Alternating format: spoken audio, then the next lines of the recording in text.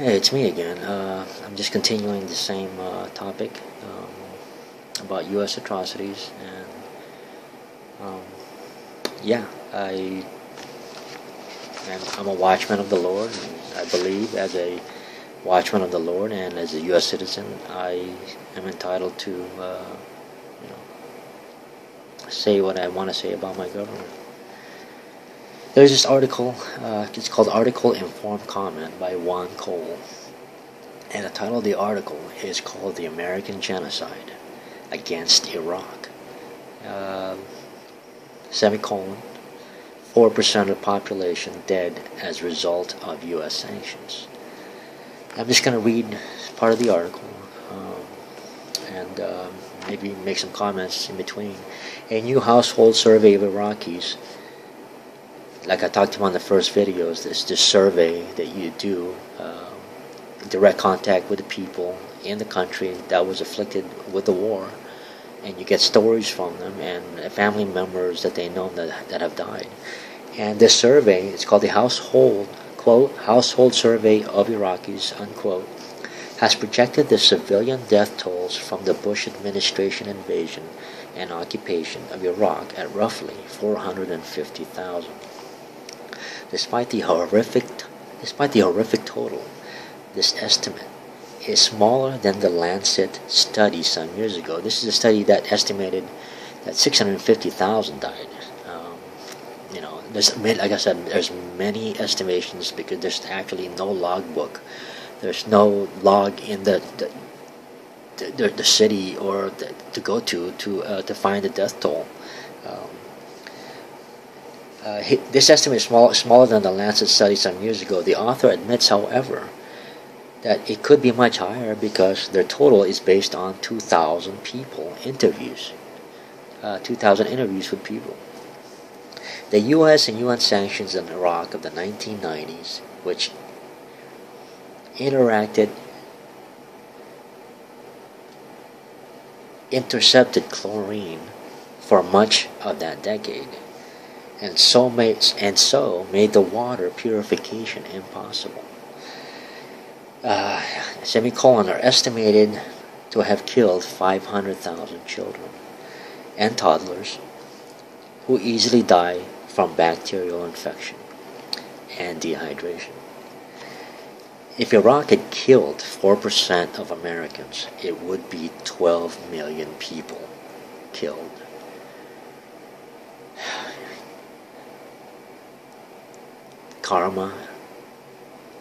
Is karma coming?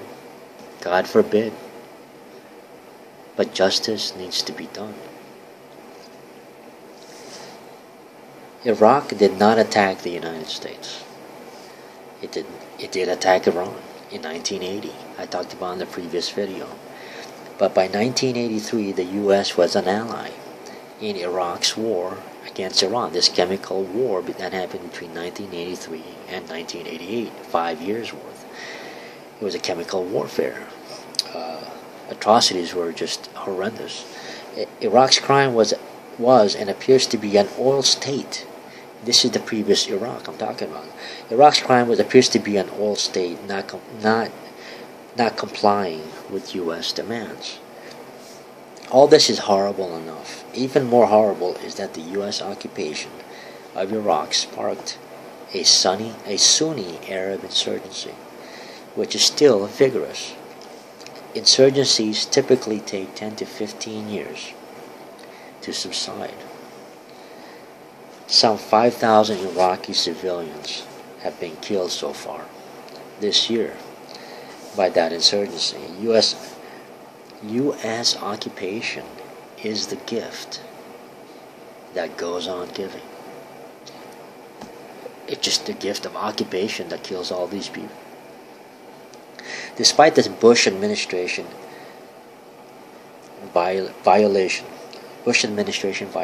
of the UN Charter and its war crimes in Iraq, none of its high officials has faced prosecution. Some of them, even has the gall to come on television from time to time to urge more killing. Now, isn't that absurd? criminals still doing criminal things in America. And that's our government. So the U.S. polished off about 1 million Iraqis from 1991 to 2011. Large numbers of them were children. The Iraqi population was roughly 25 million. So the Americans killed or created conditions, especially with the sanctions, for the killing of 4% of Iraqi population. Now, I took the time to add up all these death tolls just from the list that I came up with. And I actually made a list off of Nagasaki and Hiroshima also, which had nothing to do with the Middle East and which was, 50 years prior. If you don't know about that, that's the 2 atomic bombs that's ever been used in history. But I'm not going to include that. That's for a different day. But the total I got is Afghanistan, 500,000 deaths. Pakistan, 57,000.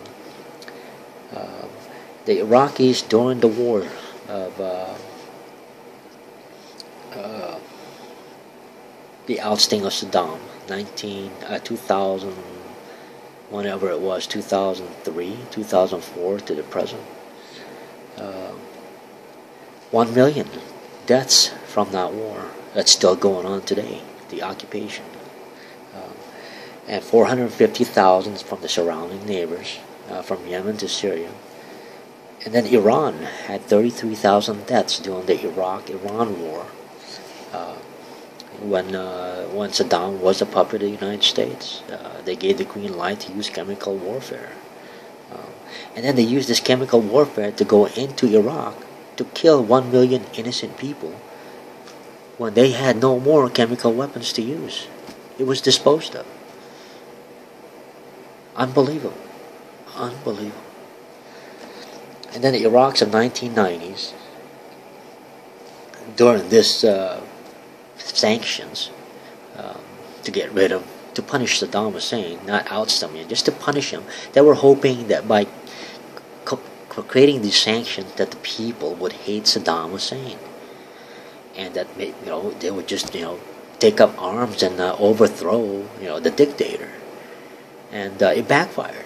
It killed 500,000 children and 500,000 adults, totaling 1 million people.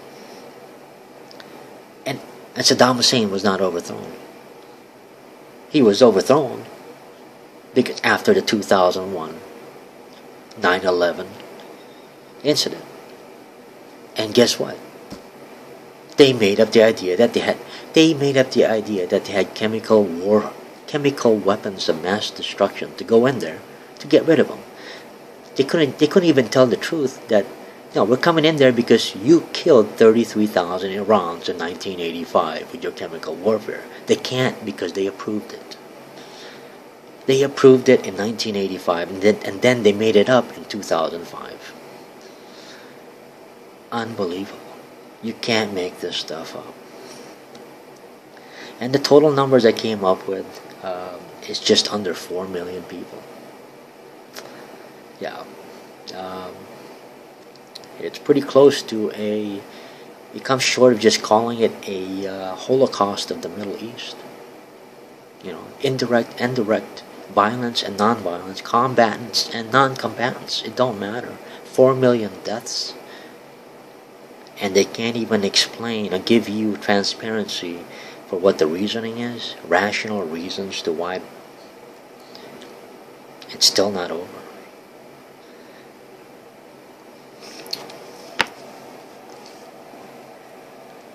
I also have 6 minutes left. I wanted to say this concerning our duty as Americans, and that not just a watchman of the Lord if you're not a Christian, but if you're an American, this should be your motive. I'm going to read to you the Declaration of Independence.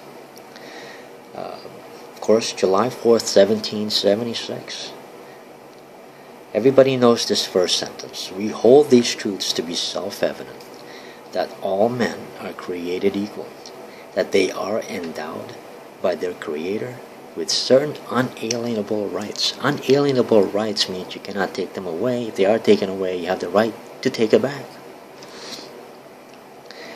That among these are life, liberty, and the pursuit of happiness. That to secure these rights, governments are instituted among men, deriving their just powers from the consent of the governed. You hear that? We are the government that gives consent to the government. We are picked among the population who give to become the government and are given the consent of the people to govern the people.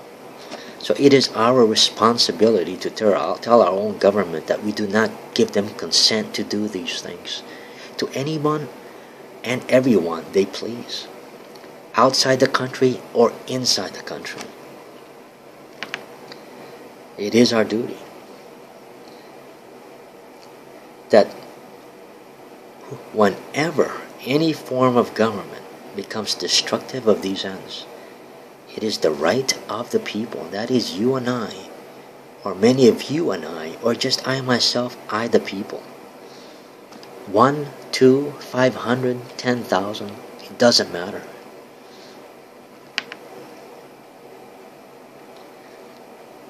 It is the right of the people to alter or abolish our government, or any government. If our government has the right to abolish other governments for breaking humanitarian laws, we, the Americans, have a right to abolish our own government, especially if it's stated in our own Constitution. You don't even have to call the U.S. a hypocrite. It is stated in our own Constitution. You have the right of the people to alter or abolish it and to institute new governments, laying its foundations on such principles and organizing its powers in such form as to then shall seem most likely to elect their safety and happiness. And then I'm going to skip down to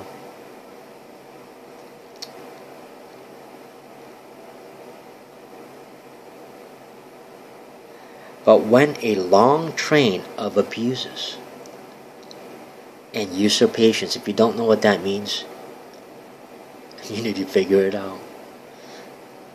Pursuing invariably the same, abuses and usurpations, pursuing invariably the same object, evinces a design to reduce them under absolute despotism. If you don't know what that means, please look it up.